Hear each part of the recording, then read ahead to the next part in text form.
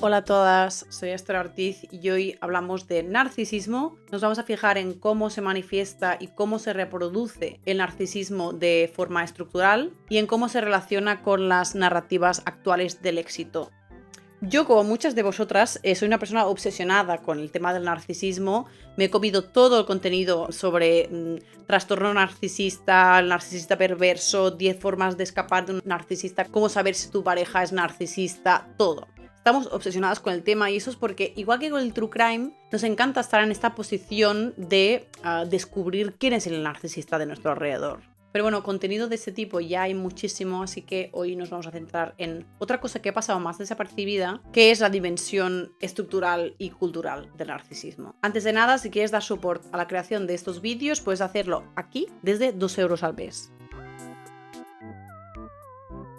Bueno, hace más de 40 años, Christopher Lasch, historiador estadounidense, publicaba un ensayo terriblemente profético titulado La cultura del narcisismo, que relacionaba las últimas transformaciones de la sociedad bajo el capitalismo con una creciente proliferación no solo de los rasgos del carácter narcisista en las personas, sino también de los trastornos narcisistas. Aunque esto parezca el día de la marmota, porque esto ya filósofos contemporáneos como por ejemplo Chul Han tienen esta idea como centro de sus teorías, pero se ve que la década de los 70 ya fue bautizada como la década del yo. Justo después de los 60, que fue una década más bien preocupada por las cuestiones sociales. Pero en los 70 el egoísmo y el individualismo fueron tomando fuerza en detrimento de los vínculos personales, que se fueron debilitando cada vez más. ¿Y esto por qué fue? Fue por capricho de los boomers, ¿no, Caris? Evidentemente fue fruto de unos cambios en la cultura, cambios en la naturaleza del capitalismo, cambios en las normas, en los prejuicios, en las formas de organizar la experiencia humana, ¿no?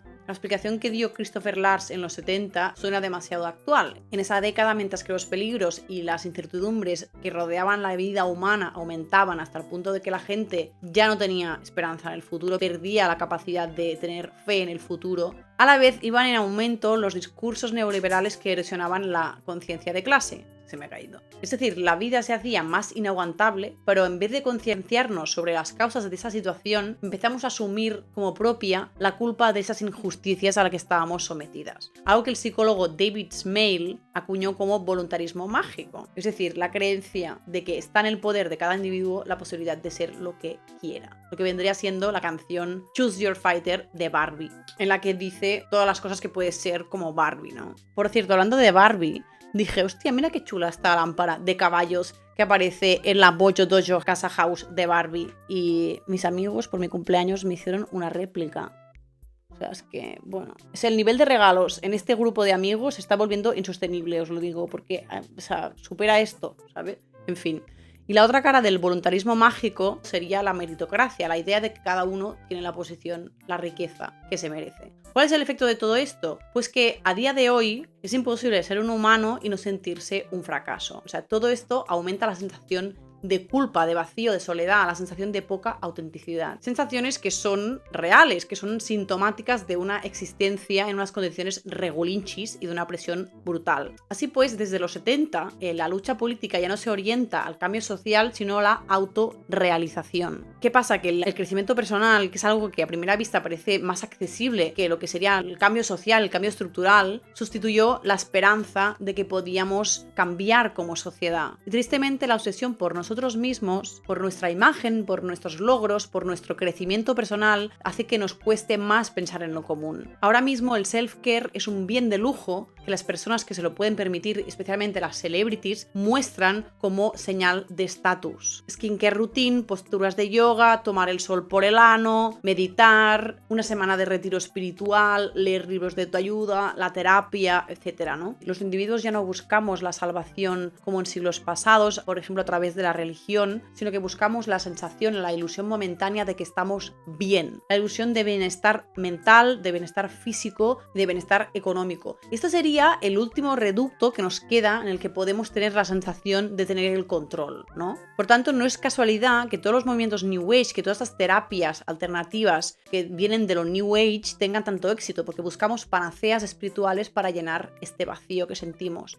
Ahora mismo, lo New Age es toda una industria que genera millones y millones. ¿Significa esto que todas y todos tenemos un trastorno narcisista? No. ¿Que hay más rasgos narcisistas entre la población de los que solía haber? Sí, pero Christopher Large sí que señaló que los trastornos narcisistas, propiamente dichos, también están proliferando. O sea que hay más narcisistas, vaya. ¿Cómo hemos llegado hasta aquí? A esta tentación alarmista que es echarle la culpa de todo a las redes sociales. De hecho, el propio Lash ya en los 70 culpó a los medios de comunicación de fomentar en la población este sueño individualista de fama y éxito. Pero no vamos a caer en tal cliché. Además es que este libro se escribió en el 79 antes de que existieran las redes y eso ya estaba ocurriendo. Y hay numerosos estudios acerca de la correlación entre el trastorno narcisista y el uso de las redes que no corroboran esta teoría. Más bien apuntan hacia la idea de que no son las redes las que provocan el trastorno, sino que es el trastorno el que conduce a un uso problemático de las redes.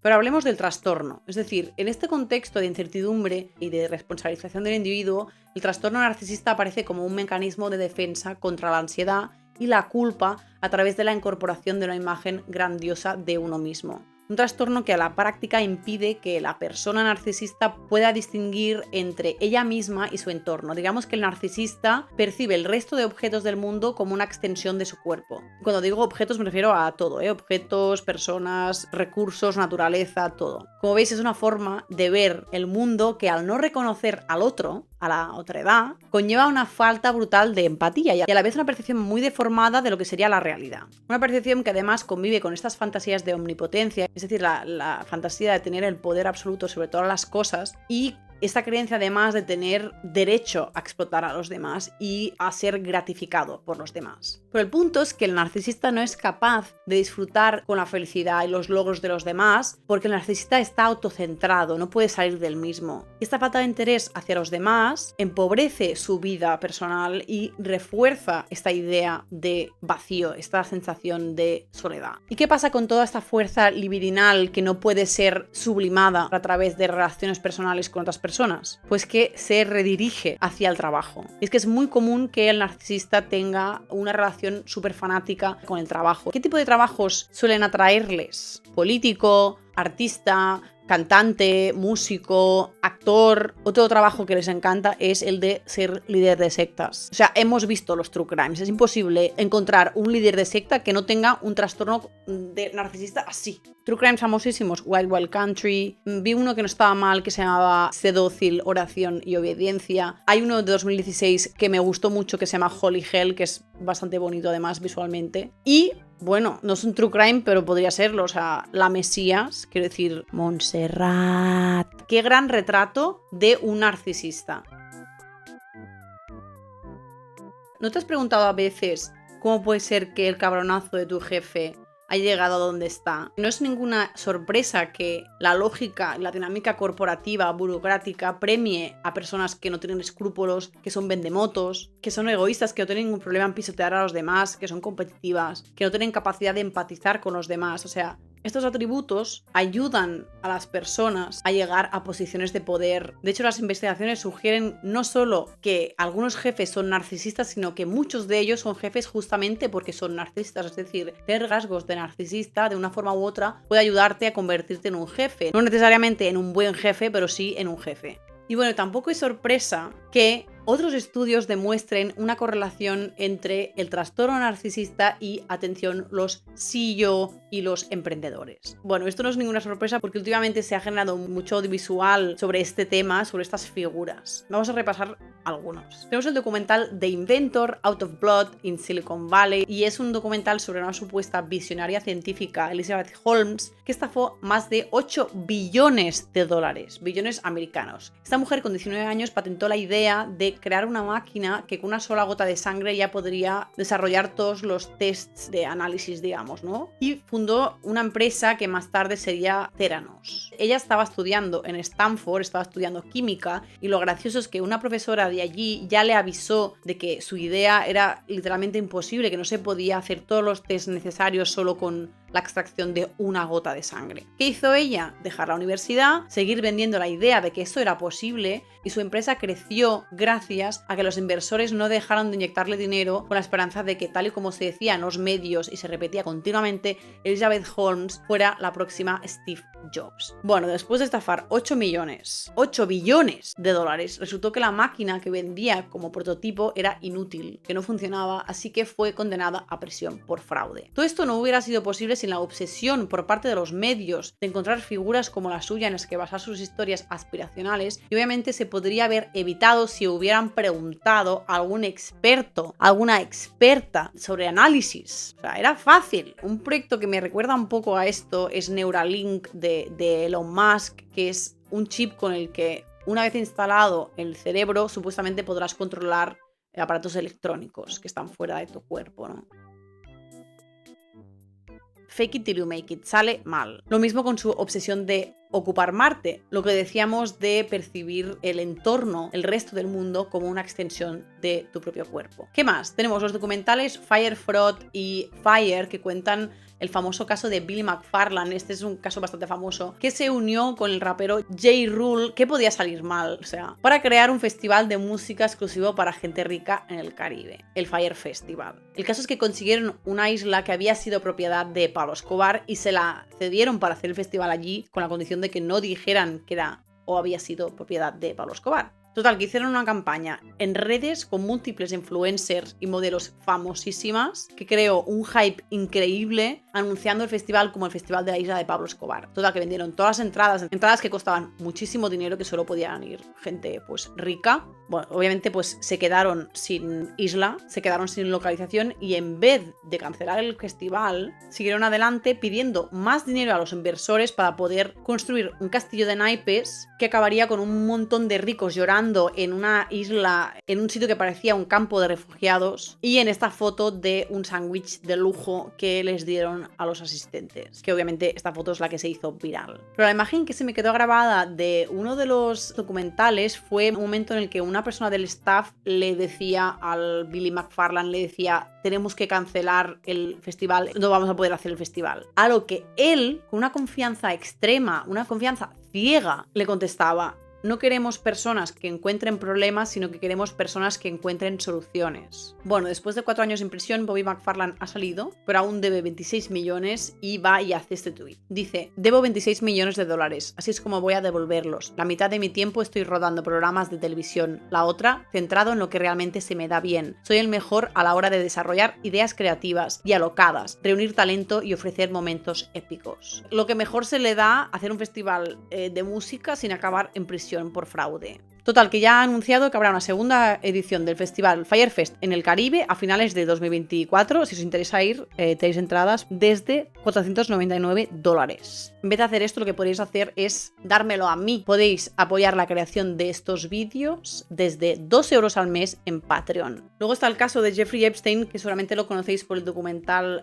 Jeffrey Epstein, asquerosamente rico, que en su caso no es tanto una figura emprendedora, sino un empresario más hacia lo old school. Pues muy interesante porque él empezó su carrera ya mintiendo, es decir, dijo que había estudiado la carrera de física, cosa que no era así, y consiguió entrar como profe en un colegio de bachiller elitista, donde conoció a gente que le metió en el mundo de las finanzas, donde hizo carrera y acabó haciéndose millonario. Pero su caso es especialmente espeluznante el ver cómo esta persona creó esta red de pedofilia, creyéndose absolutamente impune, ¿no? Creyéndose que estaba por encima de la ley completamente. Bueno, luego está We Crashed, la serie que protagonizan Anne Hathaway y Jared Leto, que repasa el auge y la caída de los creadores de WeWork. Y es que el caso de Adam Neumann es especialmente paradigmático porque también fue una persona que los medios se obsesionaron en erigir como un héroe, como un genio y como el próximo Steve Jobs. Adam Neumann, un migrante israelí que había fallado en sus intentos anteriores de emprender negocios, conoció a una chica judía rica, obsesionada con el discurso New Age, con la que se casó y que le financió su idea, la idea de hacer un coworking. Coworkings ya existían entonces. ¿Qué es lo que entonces atrajo tanto de su idea? Pues que WeWork no era solo un coworking, era un estilo de vida que encajaba a la perfección con las aspiraciones millennials, ¿no? Ahora de pronto trabajar era guay, era cool. Y según decían sus creadores, la intención de la empresa era elevar la conciencia del mundo. Entonces, ¿qué pasó? Adam Neumann se obsesionó tanto con el crecimiento, esta obsesión del capitalismo con la expansión infinita, que a cada paso estaban más endeudados y la empresa no era viable. Y aunque todo el equipo intentaba frenarlo, todos tenían miedo de contradecir al CEO. Que estamos hablando de una persona que iba bebida y fumada todo el tiempo, que tenía unos delirios de grandeza muy heavy, en plan que decía que iba a ser el presidente del mundo. Al final lo echaron de su propia empresa por malversación, por mala gestión y tal, y los medios empezaron a hablar de WeWork como un unicornio. Antes era un genio, un héroe, emprendedor, etcétera, etcétera, y ahora es un unicornio. O sea,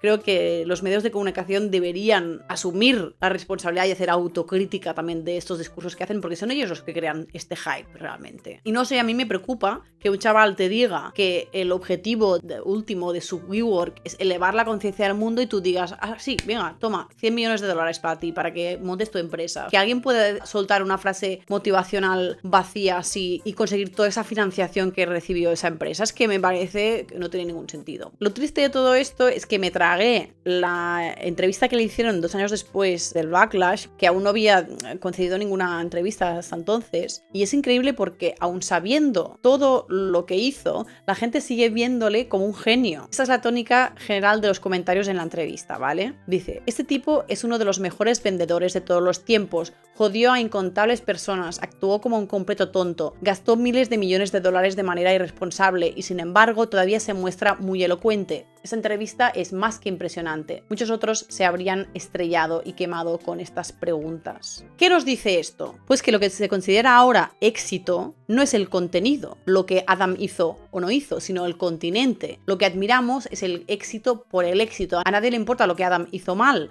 solo importa que es millonario y que sigue manteniendo su relato de persona exitosa. Estoy manifestando para que salga pronto un true crime o una ficción sobre el personaje de George Santos, que es un tío de 35 años que el año pasado llegó a entrar como legislador republicano a la Cámara de Representantes de los Estados Unidos, o sea, una de las posiciones más poderosas del mundo, y al que han echado por haberse inventado todo sobre su currículum y sobre su pasado. Es que es hilarante, o sea, el tío se inventó que su madre había muerto en el 11S, que unos amigos suyos habían muerto en el tiroteo del concierto, ese concierto famoso. Es como que todas las tragedias de Estados Unidos le habían pasado a él, ¿vale? Os recomiendo mucho que miréis el podcast de Mark Bernstein que se llama A Bit Fruity, que tienen un capítulo dedicado a este personaje y repasan todas las historias, que es increíble, de verdad. Lo que tienen en común todas estas personas es que padecen un trastorno narcisista y que ese trastorno se ha sometido por completo a lo que sería el mito actual del éxito relacionado con el mundo empresarial, es decir, el mito del emprendedor. Lo interesante aquí no es fijarnos solo en cómo un contexto socioeconómico cultural determinado genera la proliferación de trastornos narcisistas entre la población, sino de cómo el propio sistema alimenta su lógica perversa con estas personas, de cómo el capitalismo se beneficia de figuras así, y cómo los medios están obsesionados con esta narrativa alrededor del mito del éxito. El próximo Steve Jobs, el billonario más joven del mundo. Y es muy fuerte porque ahora preguntas a un teenager quién es su ídolo y perfectamente te puede decir que es Elon Musk o Jeff Bezos. Como sociedad idolatramos a estas figuras como si fueran héroes, porque sus características, su historia personal encajan a la perfección con el arquetipo actual de triunfador, que para mí encarna a la perfección la figura del emprendedor, como esta persona aventurera, resiliente, visionaria, creativa, autoproductiva, innovadora, etc., ¿no? Y es que estas historias son a menudo historias de superación que pueden funcionar como historias aspiracionales, historias que el resto de mortales también queremos vivir y que nos hacen pensar que nosotras también podemos, ¿no? Impossible is nothing. Personas que generalmente vienen de un contexto socioeconómico mediocre o que vienen de contextos socioeconómicos ricos, pero esto es una cosa que se suele pasar por alto, ¿no? No pasa nada que Elon Musk venga de una de las familias más ricas de Sudáfrica, no pasa nada. Y la narrativa es que estas personas con su actitud proactiva, con su poder visionario, superan todos los obstáculos y llegan a la meta, que sería pues este estatus de éxito. Obviamente esta es la historia de unos poquísimos que llegan a conseguirlo, entre comillas, ¿no? Cuando la mayoría fracasan en el intento. Pero la manera como se pone el foco en esos pocos casos de éxito sostiene la fantasía de que todos podemos lograrlo. De hecho, mi TFG lo hice sobre los hombres emprendedores en Tinder porque me sorprendió muchísimo la cantidad de hombres que en su perfil decían que eran emprendedores. ¿Cómo puede ser que haya tantas personas dedicándose a esto si es muy complicado, ¿no? La conclusión de ese trabajo fue que estos hombres intentaban encajar con esta imagen de triunfador como una forma de ganar valor social ante los posibles matches. El tema no era si eran o no emprendedores, el tema era publicitarlo en su perfil como una especie de promesa de felicidad. Y para mí el propio hecho de que lo pusieran ya funcionaba como una tremenda red flag. Pero es que uno de los preceptos del emprendimiento y que todos los personajes anteriormente citados han puesto en práctica es el fake it till you make it, que se traduciría en algo como finge hasta que lo consigas. Esto no es algo anecdótico, es una parte esencial, central del engranaje de la emprendeduría y de las startups, pasar todo en una idea que aún está por demostrar. Y destila el propio espíritu de estas empresas, que poco tienen que ver con el crear un valor real, sino en mantener la ilusión de crecimiento, de innovación. Uber, por ejemplo, después de años de existir, sigue sin generar ganancias y sobrevive solo gracias a la inyección de dinero por parte de los inversores cada 2x3. El tema es que, tal y como pasó con el pequeño Nicolás, nos da absolutamente igual que su éxito esté basado en la manipulación y el engaño. Lo que cautiva es la capacidad de proyectar esta imagen de éxito, aunque sea una ilusión, y la capacidad de mantener esa imagen, que la ilusión nunca se desvanezca.